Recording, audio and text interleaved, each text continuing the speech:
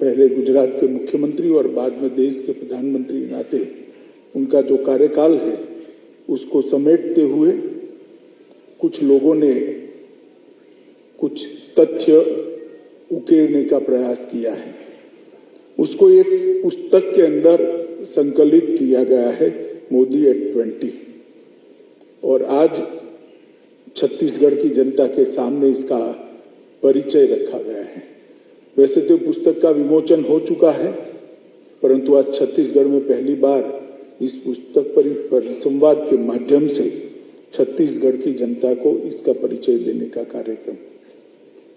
मित्रों, मोदी जी का नाम और मोदी जी का काम, इसके बारे में देश की जनता को बताने की कोई जरूरत नहीं। देश के किसी भी कोने में, किसी भी उम्र के व्यक्ति को, किसी भी जाति के व्यक्ति को, अगर आप नरेंद्र मोदी जी को बारे में पूछना चाहेंगे तो हर कोई काफी कुछ बता सकता है। मोदी को हर व्यक्ति ने अपने अपने नजरिए से देखा है। किसी को वो गरीबों का कल्याण करने वाला एक समाज सेवक दिखाई पड़ता है, किसी को देश की सुरक्षा को सुनिश्चित करने वाला दृढ़ इच्छा शक्ति वाला एक मजबूत नेतृत्व दिखाई पड़ता है, किसी को सालों पुरानी हमारी संस्कृति के गौरव को विश्व के अंदर हजारों सूर्य के समान आभा के साथ पहुंचाने वाला एक तपस्वी दिखता है, किसी को योग को पूरे विश्व में पहुंचाने वाला व्यक्ति दिखाई पड़ता है, किसी को भारत के अंदर विश्व के सभी प्रकार के प्लेटफॉर्म पर भारत को गौरव के साथ रखने वाला भारत माता का एक बहुत पुण्यशाली पुत्र दिखाई पड़ता है। युवाओं को इसके अंदर, मोदी जी के अंदर युवाओं को स्टार्टअप के लिए रास्ता बताने वाला एक मार्गदर्शक दिखाई पड़ता है। तो गरीब के घर के अंदर गैस, बिजली, पानी, स्वास्थ्य सुविधाएं, अनाज और घर ही देने वाला एक गरीबों का उदाहरण दिखाई पड़ता है। मोदी जी को अनेक रूप में अनेक लोगों ने देखा है, अनेक लोगों ने अनुभव किया है। मोदी जी के बारे में कोई बात करना, 25, 30, 40 मिनट के अंतराल के अंदर बात करना, एक पुस्तक के कुछ 100, 300, 400 पेज के अंदर उनके कर्तृत्व को समाहित करना, ये संभव नहीं है। 50 साल का सार्वजनिक जीवन और 50 साल का सार्वजनिक जीवन केवल और केवल उद्वत गति से सोचने वाले व्यक्ति का जीवन, केवल और केवल अपने अलावे दूसरे के लिए सोचने वाले व्यक्ति का जीवन, केवल और केवल मां भारती को विश्व में सर्वोच्च स्थान पर पहुंचाने के लिए यत्न करने वाले व्यक्ति का जीवन। इसके लिए किसी भी पुस्तक या किसी भी शब्दों में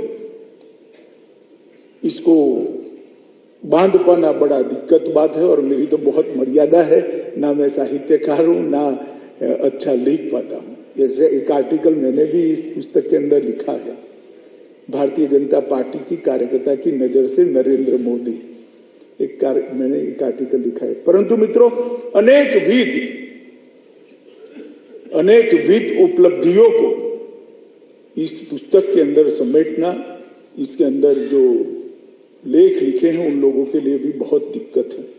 परंतु नरेंद्र मोदी जी के जीवन को इसलिए लोगों के सामने ले जाने की जरूरत है क्योंकि इसमें से प्रेरणा मिल सकती है, इसमें से ऊर्जा मिल सकती है, इसमें से मार्गदर्शन मिल सकता है, और लाखों करोड़ों युवा इस रास्ते पर अगर चल भी पड़ते हैं तो देश का कल्याण इसी से हो जाता है।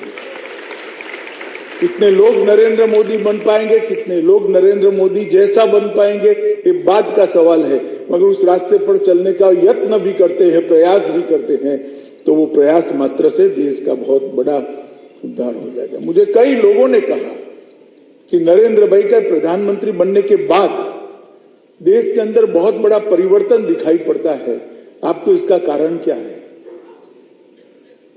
बहुत सारे कारण हो सकते हैं, मगर देश के 60 करोड़ गरीबों को पहली बार अनुभव आया है कि आजादी के बाद मेरा भी अस्तित्व इस देश में है।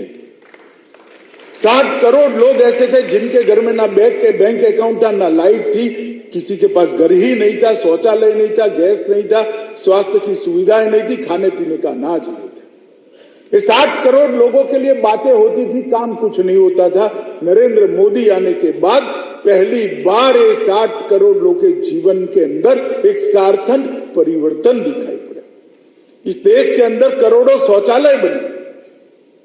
शौचालय बनना आज किसी विकासशील देश के लिए, पढ़े लिखे लोगों के लिए, यहाँ डॉक्टर साहब भी बैठे होंगे, इंजीनियर भी बैठे होंगे, क्या अमित भाई शौचालय की बात करते हो, मगर जिसके घर में शौचालय न हो, इसकी तकलीफ जिसके घर में शौचालय है वो नहीं समझ सकता।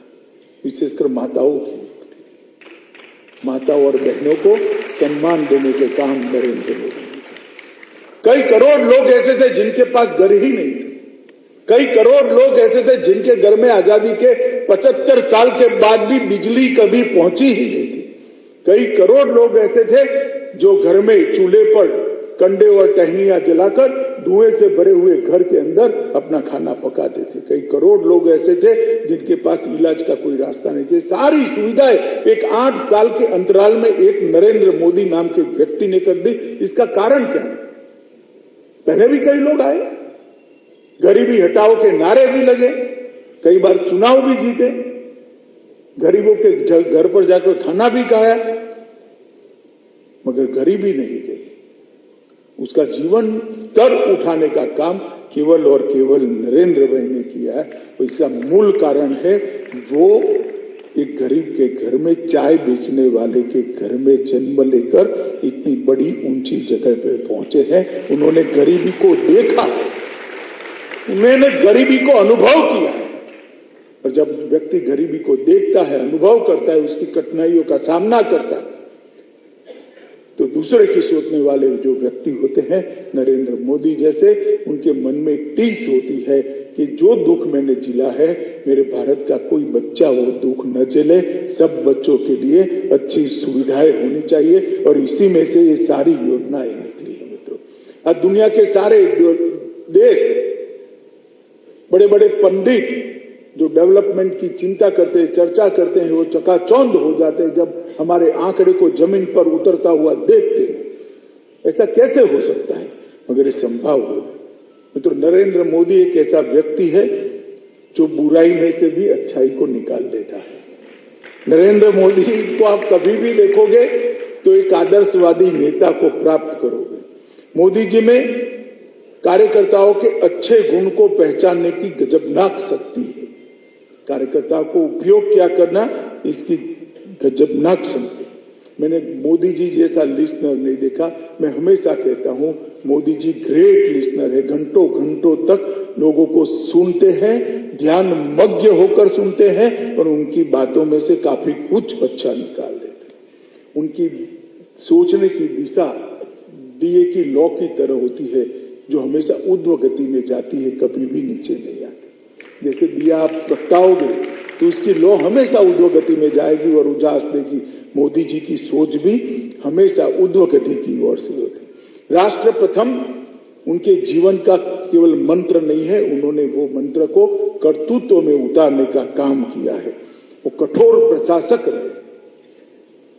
योजनाओं को लागू करने के लिए मैंने इनके जितना आग्रही व्यक्ति देखा नहीं है। मुझे मालूम है जब हर घर में बैंक अकाउंट खोलना था, अरुण जेटली जी देश के वित्त मंत्री थे, मैं पार्टी का अध्यक्ष था, कई जाने कितनी मीटिंगें उन्होंने कर ली। वो स्वयं इसका मॉनिटरिंग करते थे और हर रोज आंकड़े को देखते थे कितने नए बैंक अकाउंट खुले। उस वक्त काफी लोगों के मन में सवाल आता था कि क्या पीछे पड़ गए बैंक अकाउंट में। मगर बैंक अकाउंट खुलने के बाद हर गरीब को, एक विधवा मां को उसका विधवा का पेंशन इसके बैंक अकाउंट में डायरेक्ट ट्रांसफर होने लगा और इसमें से बीच में कटौती निकल गई। तब लोगों को मालूम पड़ा कि कितना बड़ा काम हुआ है। डायरेक्ट बेनिफिट ट्रांसफर की स्कीम अगर बैंक अकाउंट खोलने का अभियान न करता तो कभी नहीं खोलती। संवेदनशील व्यक्ति है।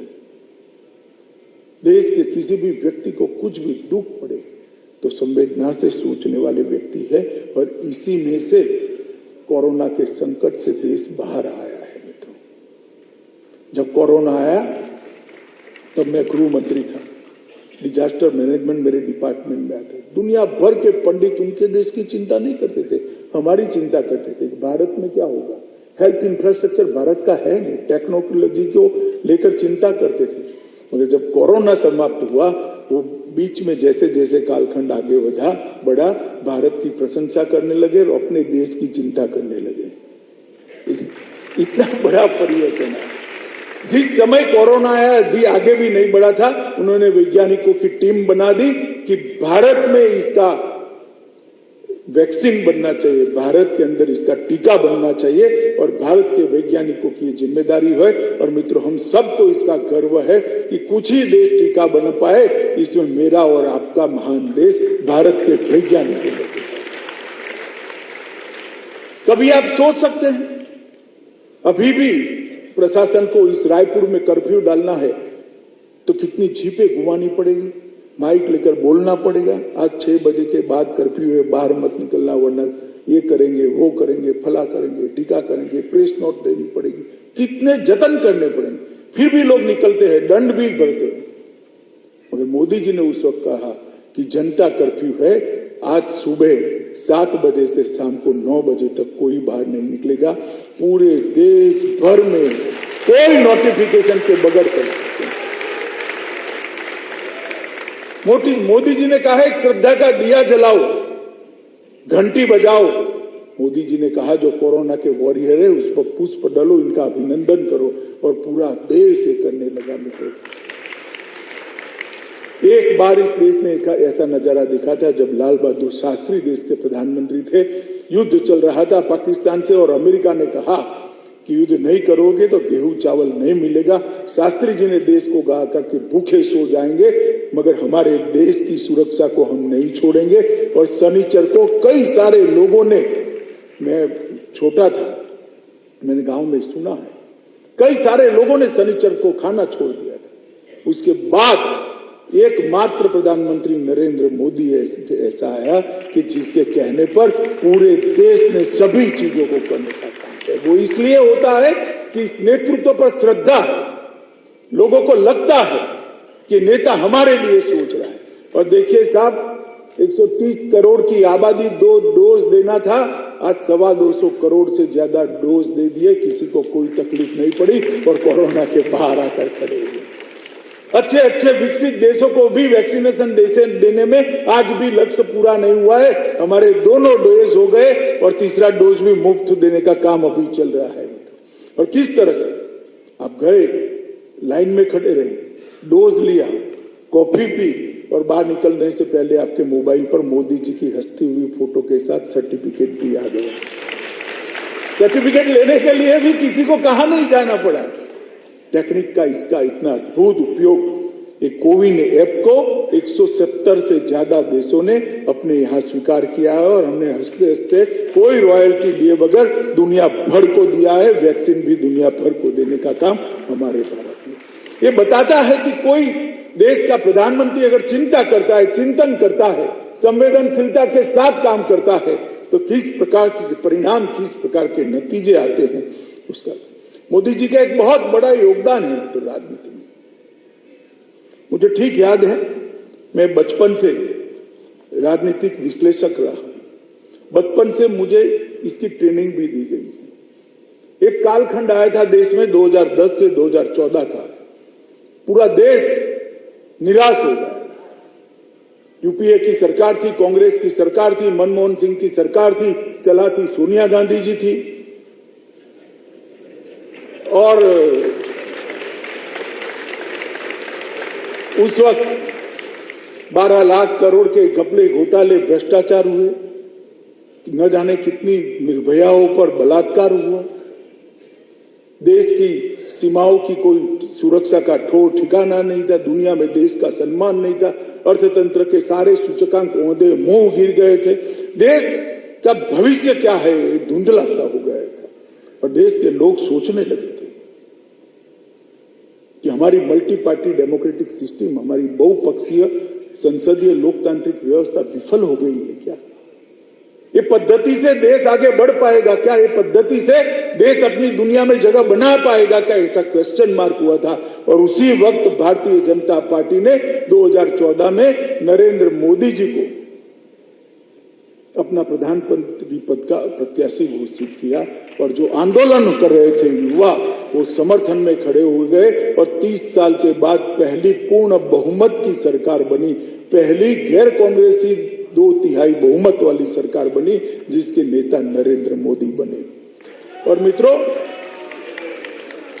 2014 से 2022 से 8 साल के अंदर जहां लोकतंत्र के प्रति आस्था चरमरा गई थी, डिग गई थी आस्था, वही देश के अंदर आज कहते हैं ना, अब हम सफल लोकतंत्र है, विश्व का सबसे बड़ा लोकतंत्र है, लोकतंत्र पैदा ही हिंदुस्तान में, हम लोकतंत्र की जननी, ये आत्मविश्वास जो खड़ा हुआ है 8 साल के मोदी जी के बहुत अच्छे शासन, मोदी जी का सबसे बड़ा अगर योगदान है तो इस 130 करोड़ की जनता के मन में लोकतंत्र के प्रति आस्था को पाताल से भी गहरी करने का काम किया।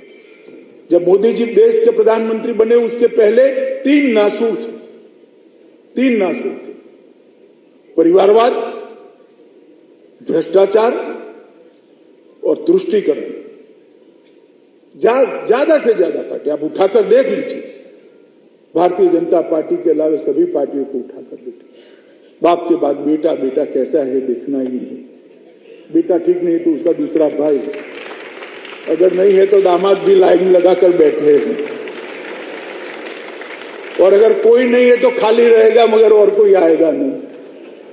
सारी राजनीतिक पार्टियां परिवारवाद में लिप्त थी, मगर मोदी जी ने भारतीय जनता पार्टी के जब नेता बने और लोगों के सामने सुशासन का मंत्र रखा, तब परिवारवाद उखाड़ उखाड़ कर इस देश की जनता ने फेंक दिया, इनको पराजय का मुख। भ्रष्टाचार, 8 साल के हमारे शासन के अंदर हमारे पर विपक्ष भी भ्रष्टाचार का आरोप नहीं कर सकता, इस प्रकार की सरकार नरेंद्र मोदी है। और तुष्टीकरण का नामो निशान खत्म हो गया, सबके लिए समान व्यवहार, किसी को विशेष कुछ प्राप्त नहीं होगा। वोट बैंक की राजनीति को मोदी जी ने समाप्त कर दिया। ये तीनों नासुरों को मोदी जी ने देश की राजनीति से उखाड़ कर फेंक दिया और इसकी जगह पॉलिटिक्स ऑफ परफॉर्मेंस, विकास कौन करेगा, परफॉर्म कौन करेगा, इसकी राजनीति को शुरू किया। और आज देश की जनता पॉलिटिक्स ऑफ परफॉर्मेंस मांगती है। मैं देश के युवाओं को भी कहना चाहता हूं, पॉलिटिक्स में आए हुए, राजनीति में आए हुए ये बारीक बदलाव को आप ध्यान से देखिए, ध्यान से देखिए। देश की राजनीति अब बदल रही है, यहां परिवारवाद नहीं चलता है, जातिवाद नहीं चलता है, भ्रष्टाचार नहीं चलता है, यहां तुष्टीकरण नहीं चलता है। जो परफॉर्म करता है जनता उसको चुनती है, इसलिए लोगों की आस्था को गहरी करने का काम किया है। और मोदी जी ने इस देश के हर वर्ग को साथ में लेने का प्रयास किया। मैं 2 उदाहरण छत्तीसगढ़ में विशेष रूप से देना चाहता हूं। मोदी जी के समय में भारतीय जनता पार्टी को 2 राष्ट्रपति तय करने का मौका मिला।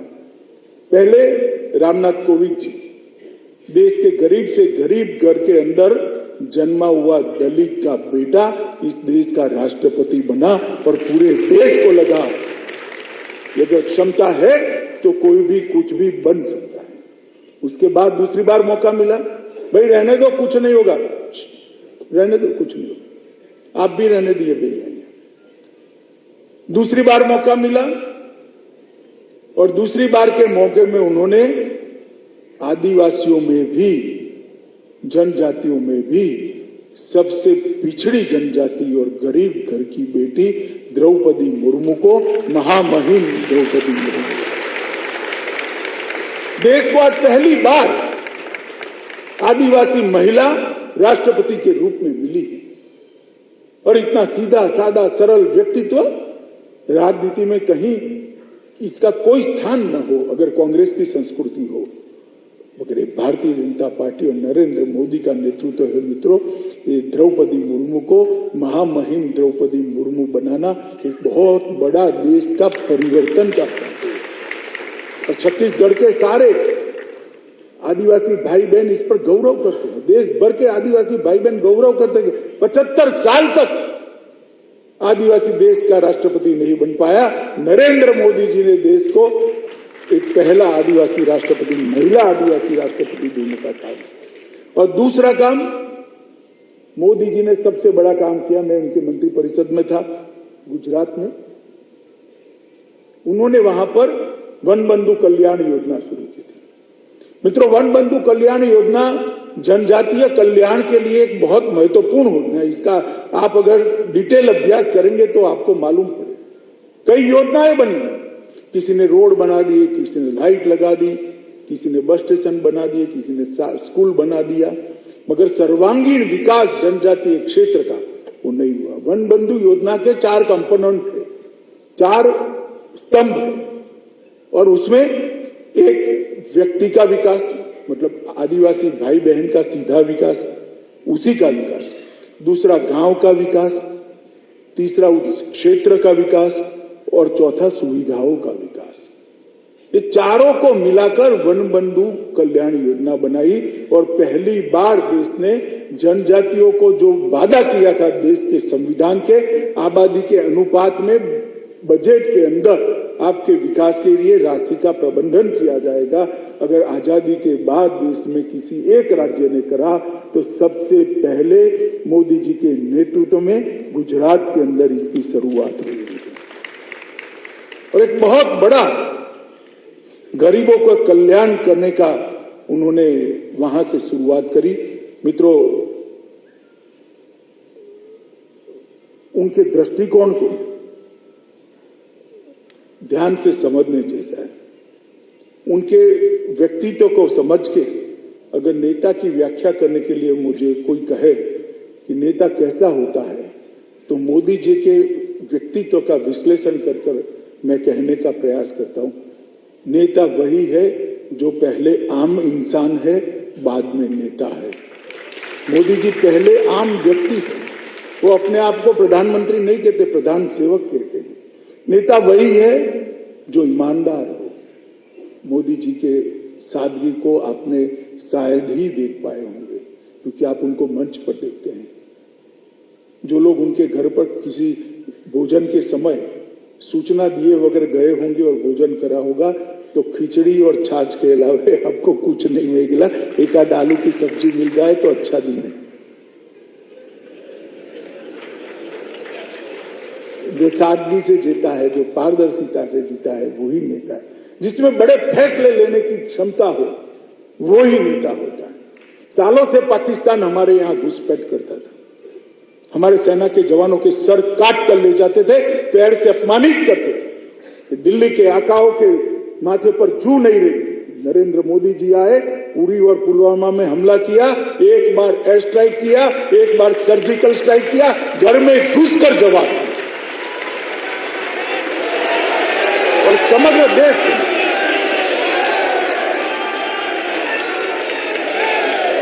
समग्र देश के अंदर एक आत्मविश्वास जगाया कि हमारे देश की सीमा और हमारे देश की सेना को कोई छेड़खानी नहीं कर सकता। और पूरी दुनिया में एक संदेश गया कि इजराइल और अमेरिका के बाद अगर कोई गलती करता है तो घर में घुसकर दंड देने का किसी में सामर्थ्य है तो मेरे और आपके भारत के अंदर ये संदेश है। वो बड़ा फैसला लेते नहीं, नोटबंदी हो, जीएसटी, 200 करोड़ लोगों को वैक्सीन लगाना हो, बड़े बड़े फैसले लिए। उनका फैसले लेने का ध्रुव वाक्य क्या है, मूल सोच क्या है? फैसले व्यक्ति को अच्छे लगे ऐसे नहीं लेने चाहिए, मुझे और आपको अच्छे लगे ऐसे फैसले नहीं लेने चाहिए, मेरे और आपके लिए अच्छे हो ऐसे फैसले लेने चाहिए।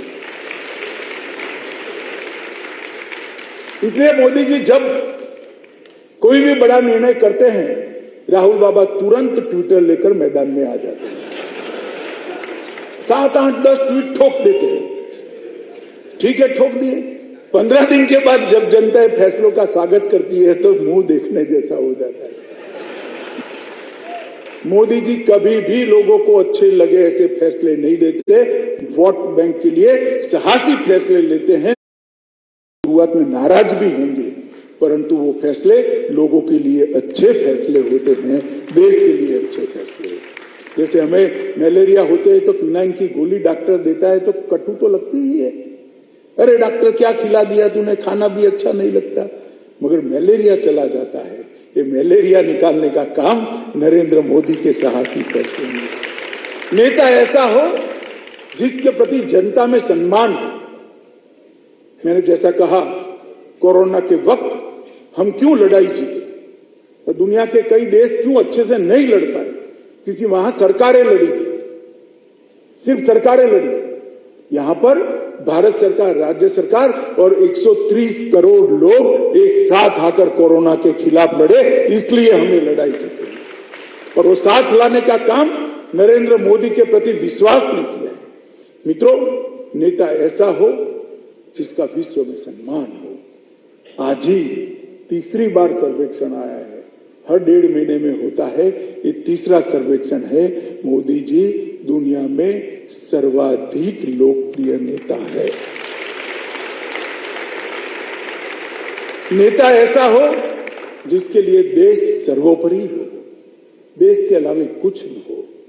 मित्रों, मोदी जी के कई फैसले ऐसे थे जो लिए अगर उल्टे पड़ते तो कहीं के न रहते, मगर उन्होंने देश के लिए फैसला लिया।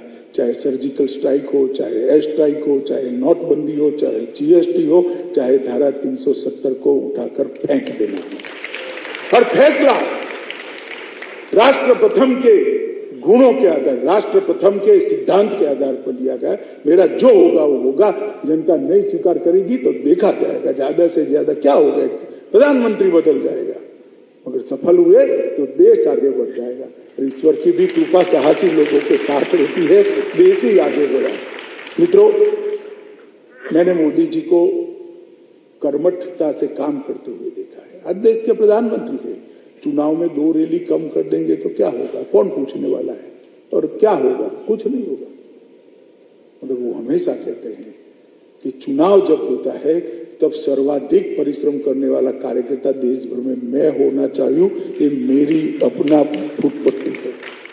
और मैं आपको गारंटी से कहता हूं, कई चुनावों में मैंने ऐसे देखा है, लोकसभा और विधानसभा में, देश में अगर सर्वाधिक मेहनत करने वाला कार्यकर्ता ढूंढना है तो श्री नरेंद्र मोदी को ही ये नंबर देना पड़ेगा, इतनी मेहनत होती है। एक भावुक राजनेता है, लीडर, सेनापति है। और शिवाजी महाराज के लिए स्वामी रामदास ने कहा था, शिवाजी ने जब छत्रपति बन गए तब संदेश वाहक भेजा था कि मेरे लिए एक वाक्य का संदेश क्या है। तब उन्होंने कहा था, उपभोग शून्य स्वामी बनना।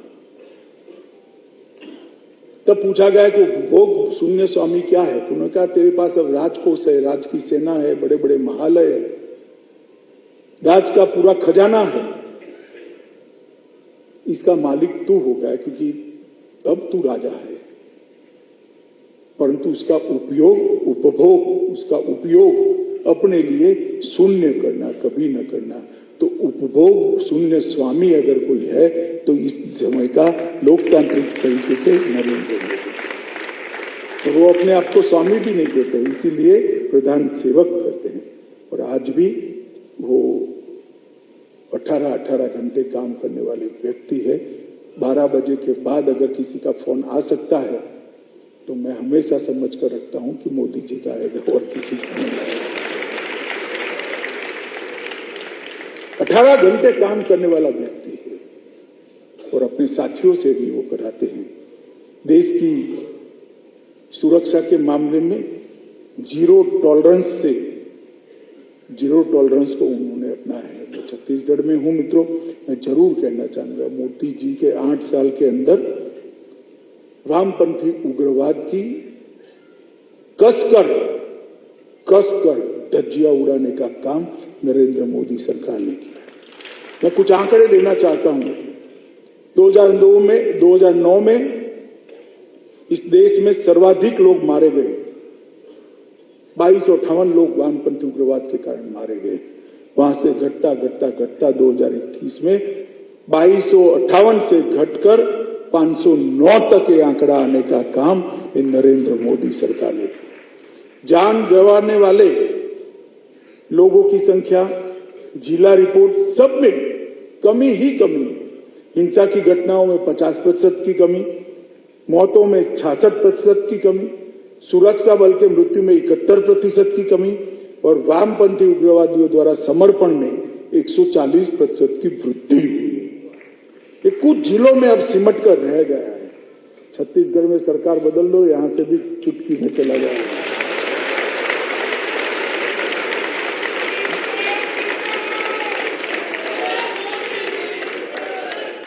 नहीं तो देश की सुरक्षा के लिए मोदी जी ने दृढ़ता से काम किया है।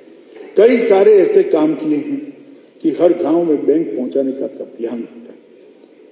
30 सर्वाधिक जिले जो छत्तीसगढ़ के हैं उसमें 1253 शाखाएं खोलने का काम किया है। लगभग 2343 मोबाइल टावर लग चुके हैं नए वामपंथी उग्रवादी क्षेत्रों के अंदर और 2542 नए लगने वाले हैं। 243 आवासीय एकलव्य विद्यालय बनाने का काम हुआ है। मित्रों, उन्होंने कई चैलेंजिंग चीजों को भी लिया है, जैसे शिक्षा के क्षेत्र में ढेर सारा किया। मैं पूरी मीमांसा करना नहीं चाहता, मगर सबसे कठिन काम क्या है? जिनका शिक्षा का अभ्यास है उनको कठिन है। मालूम है कि 2 ही बड़े मसले हैं जो बहुत दिक्कत देने वाले हैं देश को। एक तो एनरोलमेंट 100% होना चाहिए, हर बच्चा स्कूल में दाखिला लेना चाहिए, और फिर ड्रॉप आउट नहीं होना चाहिए, कम से कम 10वीं तक वो परीक्षा पास करना चाहिए। तो 100% बच्चे स्कूल में एनरोल हो और 100% बच्चे एसएससी से बाहर निकले। नरेंद्र मोदी जी ने गुजरात के अंदर जब मुख्यमंत्री बने तब एनरोलमेंट 66% था। जब उन्होंने अपना मुख्यमंत्री काल का टाइम समाप्त करके प्रधानमंत्री बने तो एनरोलमेंट 99.78% था, 66% से 99.78। और ड्रॉप आउट रेशियो जो 36% था उससे ड्रॉप आउट रेशियो 0 कर दिया। एक भी बच्चा जो आ गया वो जा नहीं पाता था, उसको स्कूल में कंटिन्यूअसली 10वीं तक पढ़ता था। इस प्रकार के काम स्वास्थ्य में भी ढेर सारे काम किए हैं, मैं पूरी कहना नहीं चाहता, मगर इसमें सबसे बड़ा काम क्या होता है तो माता मृत्यु दर और बाल मृत्यु दर को कम करना और डिलीवरी को 100% इंस्टीट्यूशनलाइज करना। मोदी जी ने गुजरात के अंदर इसमें बहुत अच्छे ढंग से आंकड़ों को सुधारने का काम किया था। मित्रों, मोदी जी के नेतृत्व में देश ने अनेक उपलब्धियां प्राप्त की। सबसे बड़ी उपलब्धि जब वो मेक इन इंडिया कहते थे तब राहुल बाबा हंसते थे।